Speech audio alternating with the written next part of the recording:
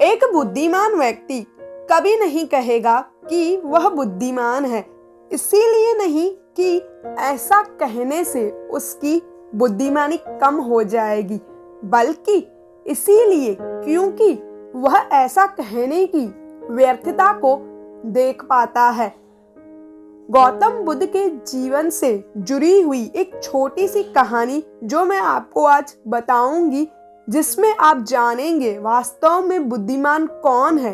एक नगर में एक लड़का रहा करता था।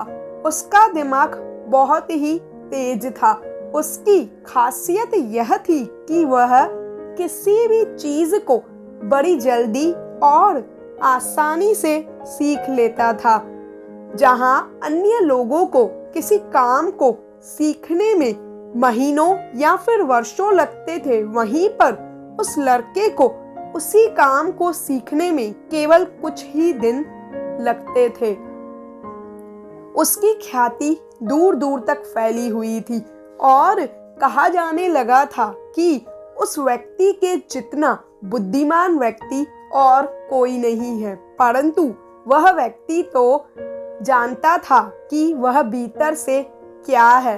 हर व्यक्ति यह जानता है कि वह भीतर से क्या है, चाहे वो बाहर से कुछ भी दिखा दे। वह व्यक्ति भी भीतर से तो परेशान था, परंतु वह अपने अहंकार से अपने परेशानी को ढकना चाहता था। वह व्यक्ति अपनी प्रसिद्धि को और बढ़ाने के लिए तरह तरह के नए काम सीख रहा था। वह चित्रकारी करना जानता था, वह मूर्ति बना सकता था और वह गीत भी गा सकता था, और वो दुनिया जहां का हर वो काम सीख चुका था जो उसने अब तक देख रखे थे।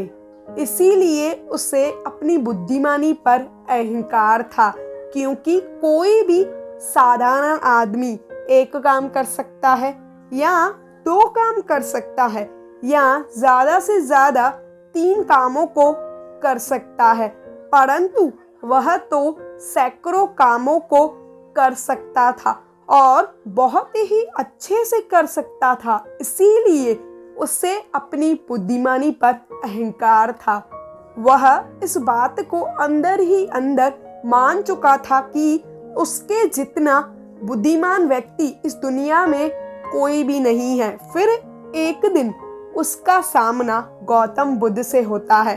उसे पहली बार एक ऐसा व्यक्ति दिखता है जिससे उसे ईर्ष्या होने लगती है। अब तक केवल उसने ऐसे लोग देखे हुए थे जो उससे ईर्ष्या करते थे, और जहां ईर्ष्या होती है वहां तुलना का होना तो निश्चित ही है। वह व्यक्ति अपनी तुलना गौतम बुद्ध के साथ करना शुरू कर देता है। वह देखता है कि बुद्ध के पास तो एक भिक्षा का कटोरा है, लेकिन उसके पास धन की कोई कमी ही नहीं है। बुद्ध के वस्त्र तो साधारण हैं, परंतु उसके वस्त्र बहुत ही कीमती है। बुद्ध तो जमीन पर नंगे पैर चलते हैं, परंतु वह नंगे पैर नहीं चलता। इसी तरह से वह आदमी सैकड़ों चीजों में अपनी तुलना गौतम बुद्ध के साथ करने लगता है, परंतु हर तुलना के बाद भी वह पाता है कि उसकी ईर्ष्या बुद्ध के प्रति 1% भी कम नहीं होती है। वह व्यक्ति मन ही मन सोचता है कि मैं इस भिक्षु से अपनी तुलना क्यों कर रहा हूँ, जबकि मेरा जीवन इससे 100 गुना बेहतर है। लोग भी बुद्ध का बहुत ज्यादा सम्मान करते थे। आखिर इसके भीतर ऐसा क्या है जो मुझ में नहीं है और जिसके कारण मेरे भीतर इसके प्रति ईर्ष्या है। बहुत देर अपने मन से उलझे रहने के बाद वह व्यक्ति तय करता है कि वह बुद्ध के पास जाएगा और उनसे पूछेगा कि उनकी उपलब्धियां क्या है। वह व्यक्ति अपने सेवकों के साथ बुद्ध के पास जाता है और उससे कहता है कि मैं इस इलाके का सबसे बुद्धिमान व्यक्ति हूँ और आप अपने आसपास जो भी देख रहे हैं मैं वो सब काम कर सकता हूँ। किसी भी काम को सीखने में मुझे बहुत ही कम समय लगता है। सभी लोग मेरा सम्मान करते हैं, परंतु इस सब के बाद भी मेरे भीतर आपके लिए ईर्ष्या है। मैं यह जानना चाहता हूँ कि आपकी उपलब्धियाँ क्या हैं। यह सब लोग आपका आदर और सम्मान क्यों कर रहे हैं। इसके बाद बुद्ध कहते हैं कि वैसे तो मेरी कोई उपलब्धि नहीं है, परंतु तुम कह सकते हो कि मेरी एक उपलब्धि है। वह व्यक्ति पूछता है कि क्या मैं जान सकता हूँ।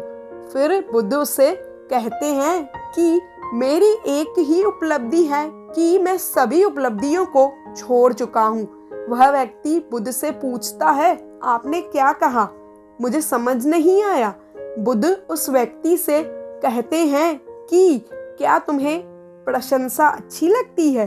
वह व्यक्ति कहता है कि हाँ, प्रशंसा तो सभी को अच्छी लगती है। इसके बाद बुद्ध उससे कहते हैं कि क्या तुम्हें निंदा अच्छी लगती है। तो वह व्यक्ति कहता है कि भला इस दुनिया में कौन है जिसे अपनी निंदा अच्छी लगे। इसके बाद बुद्ध कहते हैं, तुम्हें जो अच्छा लगता है और जो बुरा लगता है, मैं उन दोनों से भी ऊपर उठ चुका हूँ। ना मुझे निंदा सताती है और ना ही मुझे अपनी प्रशंसा प्रसन्न करती है। बस यही अंतर है तुम में और मुझ में। और इसके बाद वह व्यक्ति बुद्ध से कहता है कि परंतु यह कैसे संभव है। बुद्ध मुस्कुराते हैं और फिर उस व्यक्ति को कहते हैं कि तुमने सैकड़ों काम सीख लिए, लेकिन एक सबसे जरूरी काम जो तुम सीखना भूल गए। वह व्यक्ति पूछता है कि कौन सा काम बुद्ध। बुद्ध कहते हैं कि अपने मन को नियंत्रण करना। क्या तुम्हें आता है।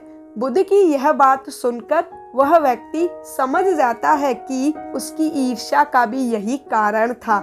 इसके बाद बुद्ध कहते हैं कि जिस व्यक्ति ने सारे जहां को जीत लिया लेकिन अपने मन को नहीं जीता, उसने कुछ भी नहीं जीता। और जिसने अपने मन को जीता परंतु अपना सब कुछ गवा दिया, फिर भी उसने सब कुछ जीत लिया।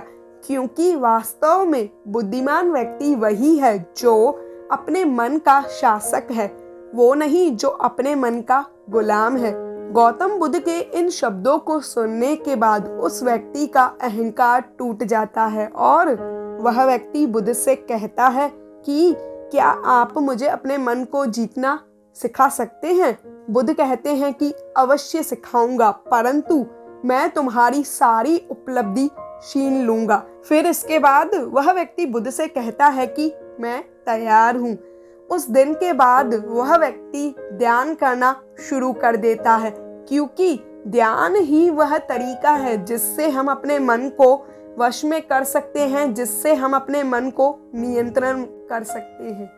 अगर वीडियो हेल्पफुल लगी हो तो इसे लाइक और शेयर ज़रूर कर दीजिएगा। अगर आप मेरे चैनल पर पहली बार आए हैं तो इसे सब्सक्राइब करे बिना मत जाइएगा। मिलती हूँ आपसे नेक्स्ट वीडियो में।